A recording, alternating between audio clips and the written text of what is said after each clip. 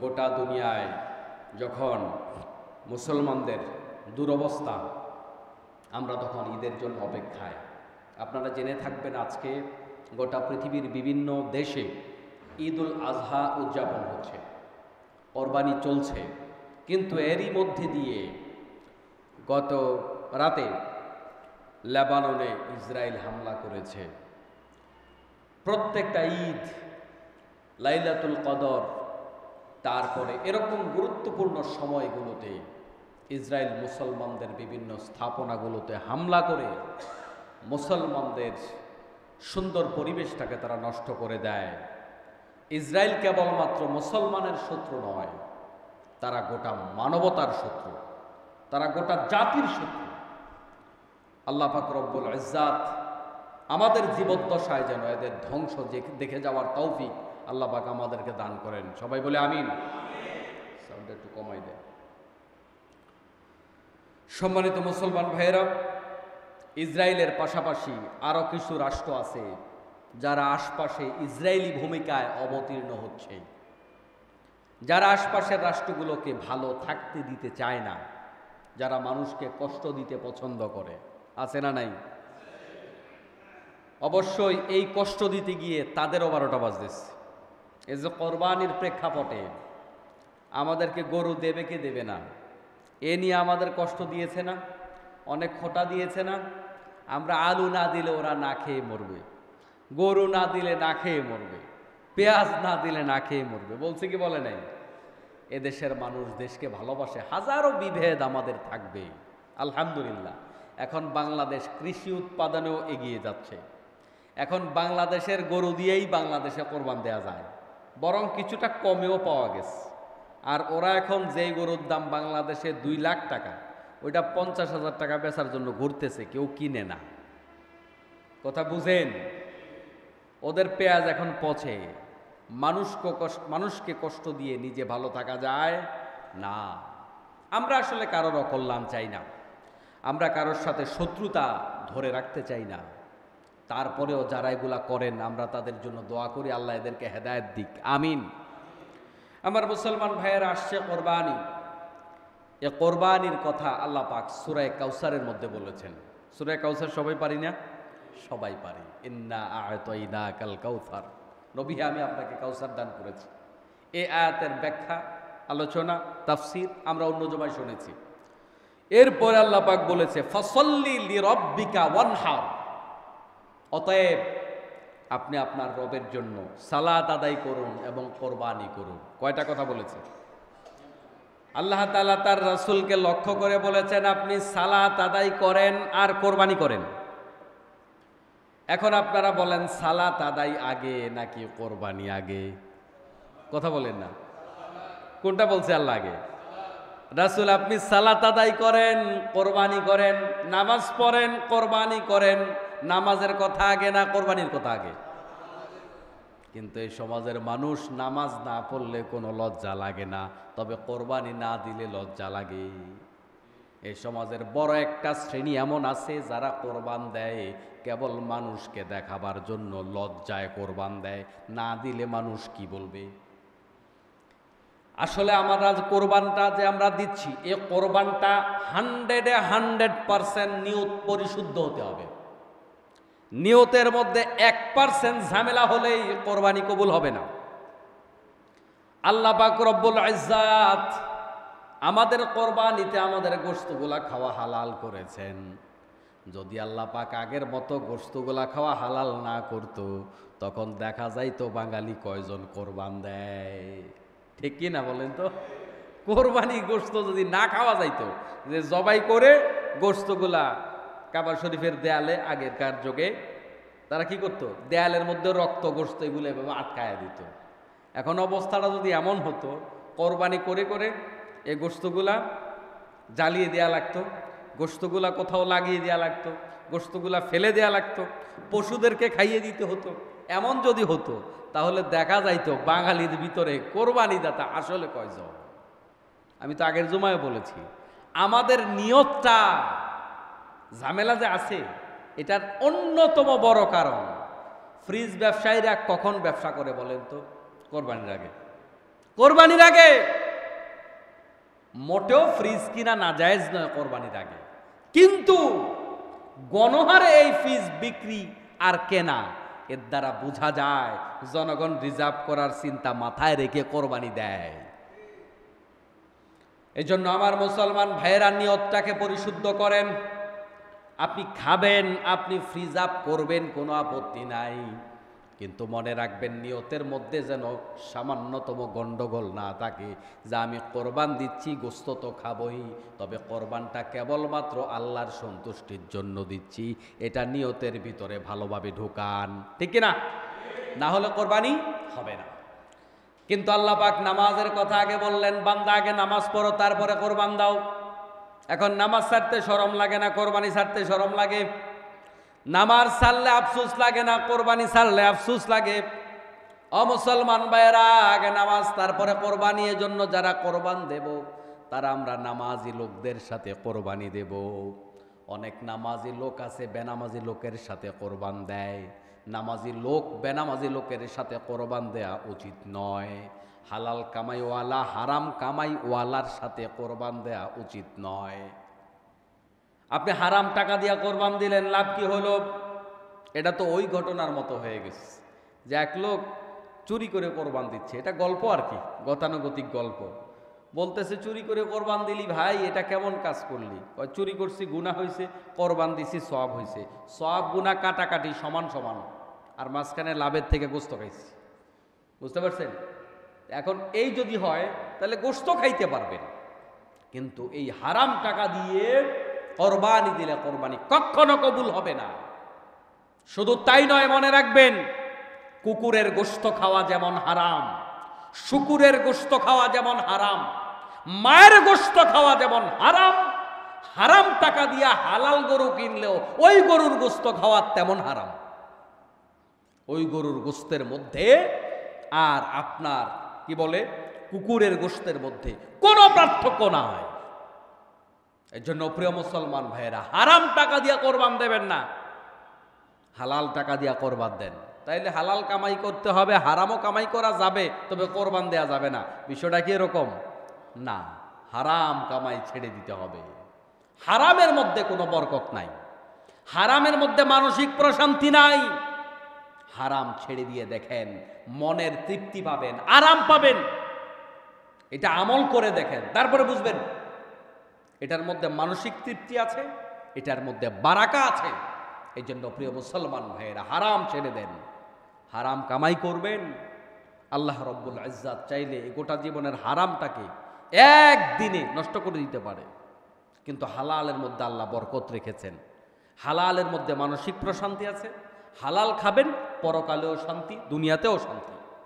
যারা হারাম খায় এরা মনের দিক থেকে ভালো থাকে না, এরা পেরেশানিতে থাকে, এরা টেনশানে থাকে, এরা জায়জামেলায় থাকে, এরা ভালো থাকে না। এই জন্য প্রিয় মুসলমান ভাইয়েরা, আমরা হালালের সাথে থাকব, কষ্ট করে চলব, অভুক্ত থাকব, তারপরেও হারামে পা বাড়াবো না। আল্লাহ পাক কবুল করুন, আমিন। তাহলে বলছিলাম সূরা কাউসার দিয়ে আমরা আলোচনা শুরু করেছি।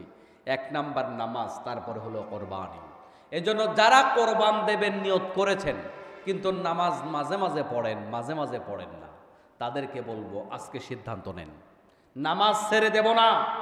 আগামীকাল কোরবান দেবেন না, আজই সিদ্ধান্ত নেন।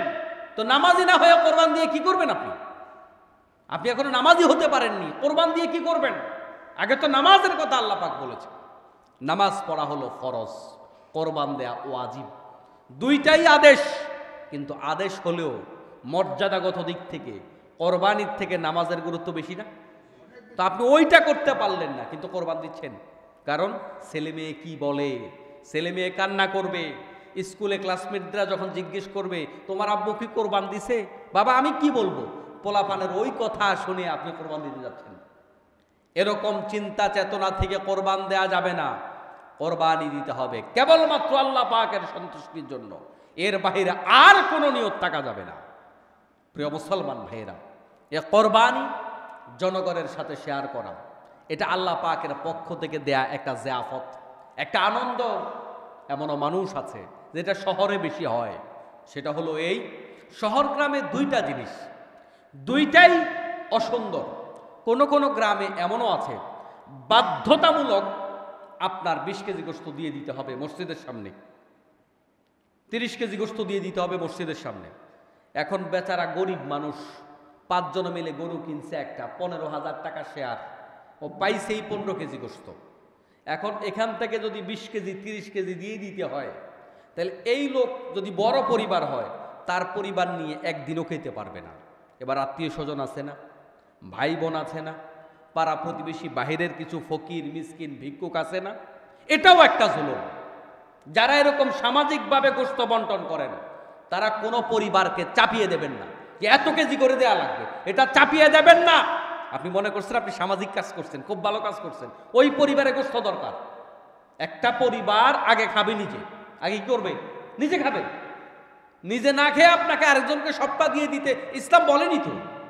কিন্তু কোন কোন গ্রামে এই জুলুমটা করা হয়, এটা এক অন্যায়, এটা উচিত না। ওই লোক কোরবানি দিবে, তার গোশত সে কি করবে এটা তার ব্যাপার। হ্যাঁ, সামাজিকভাবে আপনারা উদ্যোগ নিয়েছেন যেন সবাই ভালোভাবে গোশত পায়, এভাবে জুলুম করবেন না, নির্দিষ্ট করে দেবেন না যেটার কারণে একজন ভাই তার নিজের ঘরে তার বাচ্চাদের নিয়ে গোশত দিয়ে খেতে পারবে না, আত্মীয় স্বজন নিয়ে খেতে পারবেন না, এটা করবেন না। আর শহরে কি দেখা যায়? আত্মীয় স্বজন খুব কম, একদম পুরাটা কাইটা ফ্রিজে। কথা বুঝছেন? তাহলে গ্রামে এক ধরনের অপরাধ হয়, শহরে আরেক ধরনের কাম হয়, সবটা ফ্রিজে ঢুকায়া দেয়। আছে না নাই? এটা করবেন না। ঈদ মানেই তো আনন্দ। আমাদের বর্তমান সরকার প্রধান তিনি চমৎকার একটা কথা বলেছেন যে নিজের জন্য কিছু করতে পারা এটা হ্যাপিনেস, আর পরের জন্য কিছু করতে পারা এটা সুপার হ্যাপিনেস। আপনি নিজের জন্য কোরবান দিলেন, গোশত খেলেন, এটা হ্যাপিনেস। কিন্তু কোরবানের গোশতটা নিজেও খাইলেন, অন্যদেরকেও বিলিয়ে দিলেন, এটা সুপার হ্যাপিনেস, আরো বেশি আনন্দ। আপনার আনন্দটা অন্যের মাঝে ভাগাভাগি করবেন না। আমি তো খেয়াল করি ঢাকায় অনেকে সারাদিন ঘুরে এক টুকরা গোশত পায় না। আমার অনেক কষ্ট লাগে, অনেক খারাপ লাগে। আমি ঢাকায় কোরবান দিই, আমার পাশেই আমার প্রতিষ্ঠান, আমার মাদ্রাসা, আমার অনেক প্রতিষ্ঠানের ছাত্ররাও যখন দেখি একটা ব্যাগ নিয়ে হাঁটে এক টুকরা গোশতের জন্য, আমার খুব হৃদয় লাগে। আমার বাচ্চার মতোই তো, আমার বাচ্চার সাথেই তো পড়ে, এক টুকরা গোশতের জন্য রাস্তায় হাঁটছে, আর আপনি ধমক দিয়ে তাড়ায় দিচ্ছেন। আপনি মানুষ নাকি মিয়া? আপনি মানুষ নাকি? এই জন্য প্রিয় মুসলমান ভাইয়েরা, আমরা আমাদের ঈদের আনন্দটা ভাগাভাগি করব সবার সাথে। অনেকে আবার কি করে, সকালবেলায় তো বের হয়ে যায় যারা কোরবান দেয় না, তো এর মধ্যে যারা আত্মসম্মান বোধওয়ালা তারা তো বের হয় না, যারা সব সময় হাত পাইতে অভ্যাস তারা বের হয়ে যায়। এখন কয় যে না আমার এখনো গোশত কাটাকাটি হয়নি, তা আপনি কাটবেন 3টা পর্যন্ত, বেচারা এক টুকরার জন্য 3টা পর্যন্ত বসে থাকবে নাকি? একটু ব্যবস্থা রাখেন, একটু বন্দোবস্ত করেন, আসলে যেন তাকে একটা টুকরা গোশত দেয়া যায়। ছোট্ট একটু হাড্ডি হইলেও দেন না, একটু চর্বি হইলেও দেন না, কিছু দেন, কিছু দেন প্রিয় ভাই। আপনি আপনার জন্য পর্যাপ্ত রাখেন, খান, কোনো আপত্তি নাই। এই বিষয়গুলো আমাদের খেয়াল রাখা দরকার। তাহলে আমি যে ত্যাগ করলাম এটা শুধু মুখে মুখে নয়, বাস্তবে প্রমাণ হলো আমি আল্লাহর জন্য করেছি। কার জন্য করেছি? আল্লাহর জন্য। তাহলে আমাদের এই কোরবানি কার জন্য হবে? কুল ইন্না সলাতি ওয়া নুসুকি ওয়া মাহইয়ায়া ওয়া মামাতি লিল্লাহি রাব্বিল আলামিন। বলুন নিশ্চয় আমার নামাজ, আমার কোরবানি, আমার জীবন, আমার মরণ, এই সবগুলো আল্লাহর জন্য। কার জন্য? 4টাকে স্পষ্ট করেছেন, আলাদা করেছেন আল্লাহ পাক। সর্বশেষ 2টার মধ্যে বলছে জীবন মরণ সব আল্লাহর জন্য। তার মানে আমার বেঁচে থাকাই তো আল্লাহর জন্য, আমার বেঁচে থাকাই তো আল্লাহর জন্য। আমি মরলে আল্লাহর জন্য মরব। বাঙালি দুনিয়ার কত কাজে মারা যাইতে রাজি আছে, পরকালের জন্য মারা যাইতে রাজি নয়। গতকাল আরাফার দিবস গেছে, যদিও আরাফা নিয়ে অনেক মতানৈক্য আমাদের বাংলাদেশে, আরাফার রোজা নিয়ে, এ নিয়ে আমরা জবাব দিয়েছি। গতকাল আরাফা ছিল, হজের দিন ছিল। ওই হজের দিন বাংলাদেশের একজন ইমামকে খুন করা হয়েছে। জানেন কি আপনারা? আপনারা জানেন? মাওলানা কাউসার লক্ষ্মীপুরের একজন ইমাম ইয়াবার বিরুদ্ধে বলার কারণে রড দিয়ে পিটিয়ে পিটিয়ে বিএনপি যুব দলের লোকেরা তাকে খুন করেছে। এই আরাফার দিনে বিএনপি যুব দলের লোকেরা এই 9 মাসে 100 খুনের সেঞ্চুরি পূরণ করলো। এগুলার জন্যই কি স্বাধীন হয়েছিল? কদিন আগে যে আপনারা ওই ধান খেতে ঘুমাইছেন মনে ছিল না? পাহাড়ে ঘুমাইছেন মনে ছিল না? আপনারা যে মামলা হামলায় জর্জরিত ছিলেন মনে ছিল না? এখন আলেমের বিরুদ্ধে কথা বলে, ইসলামের বিরুদ্ধে কথা বলে, ইসলামী দলের বিরুদ্ধে কথা বলে, ক্ষমতায় যাওয়ার আগে ইমামের টুটি চেপে ধরার চেষ্টা করে। বাংলাদেশে যে পতিত স্বৈরাচার, তাদের যে শিকড় ছিল, তাদের যে মজবুতি ছিল, সাংগঠনিক মজবুতি, তাদের যে সাহস ছিল, ওই আমাদের সন্তান হাফ প্যান্ট পরা সন্তানেরা ওদেরকে গেট আউট করে বাংলাদেশ থেকে মাপের বাড়ি মামুর বাড়ি পাঠাইছে। যারা ভবিষ্যতে এই সমস্ত সন্ত্রাসী কার্যকলাপ করবে, তারা এটা মনে করবার দরকার নাই আমাদের শক্তি সামর্থ্য আরো বেশি। কান ধরে দেশের যুবকেরা জীবন দিতে যারা শিখেছে, ওরা কান ধরে মামু বাড়ি পাঠাই দিবে। আল্লাহ পাক আমাদেরকে এখান থেকে শিক্ষা নেওয়ার তৌফিক দিক, আমিন। আমরা আজকের এই জুমায় ওই ইমামের জন্য আল্লাহর কাছে দোয়া করি, আল্লাহ পাক তাকে শাহাদাতের মর্তবা দান করুন, আমিন। যারা খুন করেছে, এই ঈদের আগের দিন আমরা দাবি করছি সরকারের কাছে, কিছু গ্রেপ্তার হয়েছে, 2 জন গ্রেপ্তার হয়েছে, সবগুলা খুনিকে গ্রেপ্তার করে দৃষ্টান্তমূলক শাস্তি তথা খুনের বদলায় তাদের ফাঁসির কার্যকর করতে হবে। বাংলাদেশে অপরাধ বাড়ার বড় কারণ, এদেশে অপরাধের বিচার হয় না। হ্যাঁ, বিচার হয়, রিকশাওয়ালার বিচার হয়, ঠেলাওয়ালার বিচার হয়, চেয়ারম্যানের ছেলের বিচার হয় না, এমপির ছেলের বিচার হয় না, সচিবের ছেলের বিচার হয় না, রাজনৈতিক দল যারা ক্ষমতায় থাকে তাদের গুন্ডা পান্ডাদের বিচার হয় না। হ্যাঁ, বিচার হবে, আমাদের বিচার হবে। আমরা এখন কথা বললে হুজুরের মামলা দিয়ে দিবে, রাষ্ট্রদ্রোহী মামলা, বিচার হুজুরের হবে। কিন্তু যারা বাংলাদেশের টাকা পয়সা লুট করবে, ওদের বিচার হবে না। বাংলাদেশে যদি খুনের বিচার হতো, ধর্ষণের বিচার হতো, চাঁদাবাজের বিচার হতো, লুটতরাজের বিচার হতো, তাহলে এই বাংলাদেশে এগুলো বন্ধ হয়ে যেত। কিন্তু বিচার হয় না, বিচার হয় বেছে বেছে, গরিবের বিচার হয় আর কি, গরিবের বিচার হয়, সাধারণ পাবলিকের বিচার হয়, কিন্তু বড় চেয়ারের লোকদের বিচার হয় না। ঠিক কিনা বলেন? আমার মুসলমান ভাইয়েরা, আমরা পাশাপাশি আরো একটা বিষয় আজকের জুমায় আমরা দোয়া করি। গতকালকে ঈদের আনন্দ ভাগাভাগি করার জন্যই তো আমরা বাড়ি যাচ্ছি। গতকালকে বেশি অফিস আদালত ছুটি হয়েছে। বাড়ি যাবার পথে কালুরঘাটে একটা ট্রেন দুর্ঘটনা ঘটেছে। প্রাইভেট কার সহ, অটোরিকশা সহ অনেকগুলা গাড়ি ট্রেনের নিচে ঢুকে গেছে। এখানে সম্ভবত কোনো লাইনম্যানের কোনো ঘাটতি ছিল। যাই হোক, যেভাবেই হোক ঘটেছে, তো অনেক বনি আদম দুনিয়ার থেকে চলে গেছে। রব্বুল ইজ্জাত যেন তাদেরকেও শাহাদাতের মর্তবা দেয়, আমিন। তাদের শোক সন্ত্রস্ত পরিবারকে যেন ধৈর্য ধারণ করার তৌফিক দেয়, আমিন। একটা পরিবার থেকে একজন লোক হারিয়ে গেলে সে যে কত বেদনা, তা যার হারায় সেই শুধু বোঝে। একটা পরিবারের প্রধান বাবা যাবে বাড়িতে, সন্তানরা অপেক্ষায়, ওই বাবা বাড়ি ফিরল না, এটার বেদনা কত। বৃদ্ধ বাবা মা অপেক্ষা করছে, সন্তান চাকরি করে ঢাকা থেকে বাড়ি ফিরবে, আসলো না, এটার বেদনা কত। এটা যার হারিয়েছে, যে হারিয়েছে সেই কেবল বুঝে। রব্বুল ইজ্জাত তাদেরকে কবুল করুন, তাদেরকে ক্ষমা করুন, আমিন। আর গুরুত্বপূর্ণ একটা আমল হচ্ছে, আজকে ফজর থেকে 13 তারিখ আসর পর্যন্ত, 13 তারিখ মানে ইংরেজি 13 তারিখ না, আরবি 13 তারিখ। আজকে 13 তারিখ, আজকে হলো 9 তারিখ, আরবি আজকে কয় তারিখ? 9 তারিখ। কোরবানির ঈদ কয় তারিখ হয়? 10 তারিখ। ইংরেজি না আরবি? মনে থাকবে তো? জিলহজ মাসের 10 তারিখ। তো 10 তারিখ কোরবানি, আজকে হলো 9 তারিখ। 9 তারিখ ফজর থেকে 13 তারিখ আসর পর্যন্ত আমরা তাকবীরে তাশরিক ভুলবো না। আল্লাহু আকবার, আল্লাহু আকবার, লা ইলাহা ইল্লাল্লাহু আল্লাহু আকবার, আল্লাহু আকবার, ওয়ালিল্লাহিল হামদ। পুরুষরা জোরে তাকবীর দিবে, আর নারীরা মৃদু স্বরে তাকবীর দিবে, আস্তে আস্তে তাকবীর দিবে। এই তাকবীরে তাশরিক আমরা কেউ ভুল করব না, ইনশাআল্লাহ। আমার মুসলমান ভাইয়েরা, নিয়তের ব্যাপারে বলেছি, পরিশুদ্ধ নিয়ত লাগবে।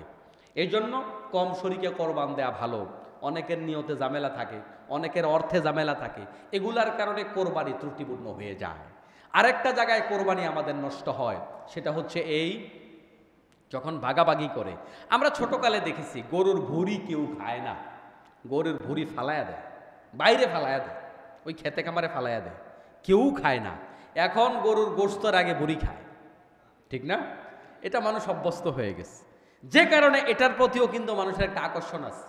3 জনে মিলে কোরবান দিলেন, চিন্তা করলেন ভুঁড়িটা আমি নিয়ে যাই, বাকি 2 জন কিন্তু এই ভুঁড়ি খাওয়ার স্বাদ আছে, ওরা মনে কষ্ট পায়। এজন্য এই ছোট্ট উদাহরণ দিলাম, গোশতের ভাগে যেমন 19-20 করা যাবে না, বাকি যেটা অন্যদের আকর্ষণ আছে ওইটাও ভাগ করতে ওইভাবে ভাগ করবেন। এটা নিয়েও যেন কারোর মনে কোনো কষ্ট না যায়। কথাকে বুঝেন? গরুর খুরা আছে না, খুর কেমন, এগুলো একসময় ফেলে দেওয়া হতো, এখন কিন্তু এটাও মানুষ খায়। ভাগ করার সময় এটাকেও ভাগ করবেন, এটাকেও ভাগ করবেন, যেন এটার কারণেও আপনার শরীকদার মনে কষ্ট না পায়। তারপরে গরুর চামড়া এবার দাম বেড়েছে, গত বছর পর্যন্ত এটার গুরুত্ব ছিল না, এবার চামড়ার দাম বেড়েছে। অনেকের আত্মীয় স্বজন আছে যাদেরকে সে চামড়ার টাকা দিয়ে সহযোগিতা করবে, এজন্য চামড়ার টাকাটা 3 জন 4 জন 5 জন শরিকদার থাকলে একজনের নেতৃত্বে কোথাও দিয়ে দেবেন না।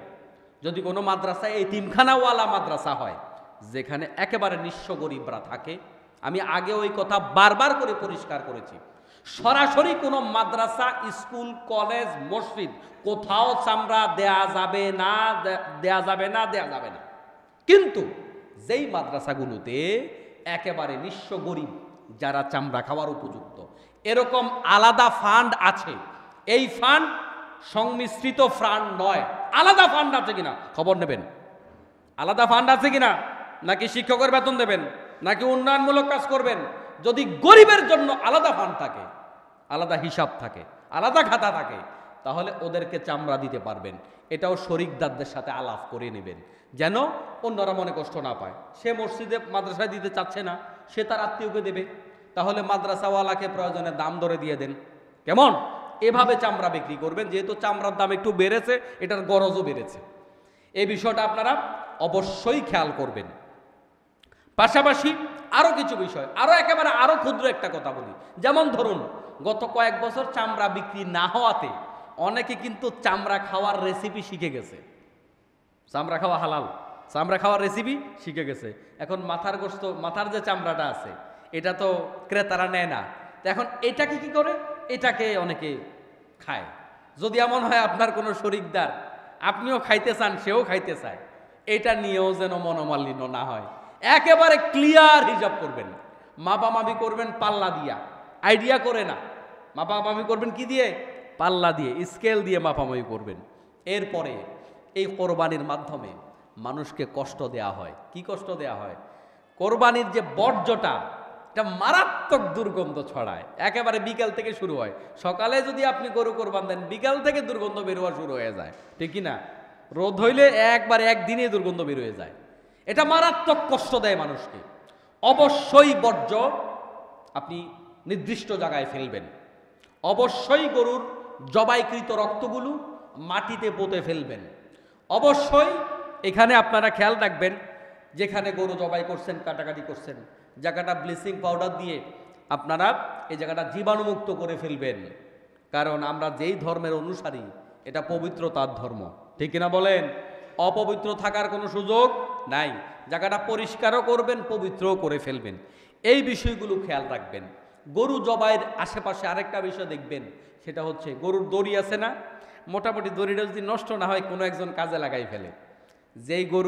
যেই দড়িটা গরুর সাথে ছিল, ওই দড়িটাকেও আপনি নিজের কাজে ব্যবহার করতে পারবেন না।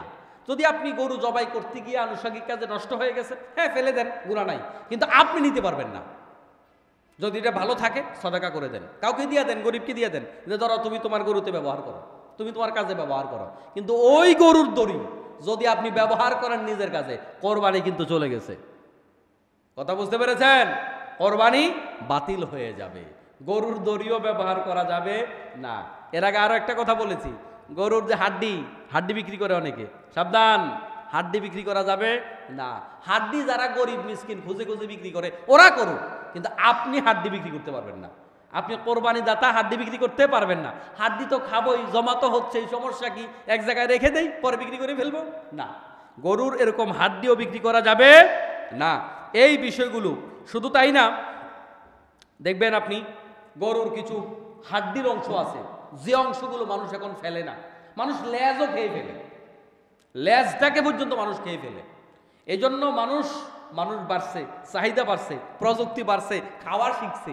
এই ছোট ছোট কোনো অংশ নিয়েও যেন শরিকদারদের মাঝে এরকম কোনো অসুবিধা না হয়, এই বিষয়গুলো আমরা খেয়াল রাখবো। আল্লাহ পাক তৌফিক দান করুন, আমিন। আমার মুসলমান ভাইয়েরা, আমরা দোয়া করি আল্লাহ পাক আমাদের কোরবানি কবুল করুন, গোটা দুনিয়ার মুসলমানদের কোরবানি কবুল করুন, যারা হজে গিয়েছে তাদের হজ কবুল করুন, এবং এই হাজিদের উসিলা করে আল্লাহ পাক আমাদেরকে ক্ষমা করে দিন, এবং কোরবানির এই মাসে, কোরবানির এই সেশনে আমরা শিক্ষা গ্রহণ করি, আমরা যেন ইসলামের জন্য, দ্বীনের জন্য সর্বোচ্চ কোরবানি দিতে পারি। আল্লাহ পাক তৌফিক দান করুন, আমিন। সর্বোচ্চ কোরবানি, কারণ কোরবানি এসেছে ইব্রাহিম আলাইহিস সালামের সর্বোচ্চ কোরবানি থেকে। আমরাও যেন দ্বীনের জন্য, দেশের জন্য সর্বোচ্চ কোরবানি দিতে পারি, সেই মানসিকতা আমরা যেন লালন করতে পারি, কোরবানি থেকে যেন সেটা শিখতে পারি। আল্লাহ পাক তৌফিক দান করুন, আমিন। হাদা মা ইনদি ওয়াল ইলমু ইনদাল্লাহি আলাইহি তাওয়াক্কালতু ওয়া ইলাইহি